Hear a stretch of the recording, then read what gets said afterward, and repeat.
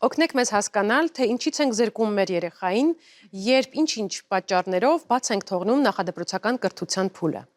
Թվարկեմ մի քանիսը դրանցից, հա, օրինակ մասնակցություն եւ հետեւողականություն։ Այսինքն, երբ որ երեխան հաճախում է նախադպրոցական հաստատություն, ինքը կարողանում է մասնակցել խմբային աշխատանքներին, սովորում է լինել մեծ համայնքի անդամ, գտնել իր տեղը համայնքում։ Երևի նկատած կլինեք, որ այդպիսի միտում էլ կա, հաճախ փորձում են երեխաներին շատ ավելի բան սովորեցնել, քան իրենց տարիքին, ասենք, բնորոշ է, եւ եթե երեխան կարողանում է դա հաղթահարել, ծնողը հաճախ կարծում է, որ շատ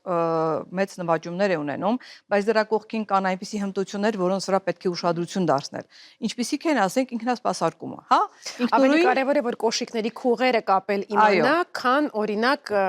օտար լեզվով կարողանա հաղորդակցվել։ Ինչ որ տարիքում։ Ես չէի ասի ավելի, բայց շատ կարևոր է, որ երեխան իմանա կոշիկների քուղեր կապելը։ Շատ կարևոր է երեխան իմանա ինչպես պետք է լվանա ձեռքերը եւ ինչպես պետք է օգտվի սրբիչից։ Կարևոր է, որ երեխան իմանա, եթե կա մի մեքենա, խաղալիք, հա, եւ ինչպես կարողանալ բանակցել ընկերոջ հետ, որպեսզի միասին կարողանան խաղալ։ Սպասելու կարողությունը, զիջելու կարողությունը, կարողանալ իրար հետ խաղ պլանավորել, խաղը հասցնել մինչև վերջ։ Նման հմտությունները երեխան ձեռք է բերում նախադպրոցական հաստատությունում։